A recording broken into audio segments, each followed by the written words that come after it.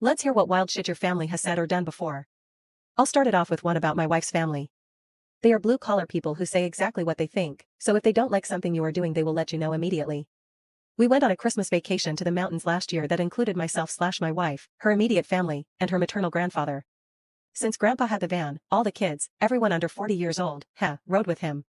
I had never been in a vehicle with Grandpa driving, so no one informed me that he is one of those old people who should no longer be driving. I'm a war vet that spent a lot of time on the road. So driving erratically, swerving, etc. is generally a bad idea. After 2 hours of this I couldn't take any more and said I needed to use the restroom. At that point I refused to get back in and he refused to let anyone else drive since it's my car and I decide who's going to drive it, not you, his words.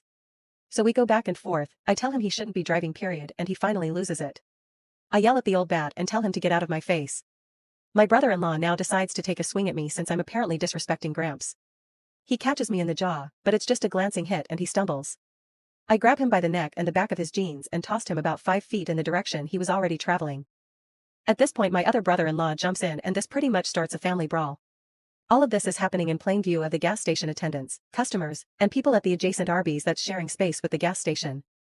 I'm not sure their reaction, but they didn't call the police so I guess it didn't look too bad. My wife finally breaks up the fight, gets me separated from her brothers, and Gramps hauls us out of the gas station in his van with the brothers in tow.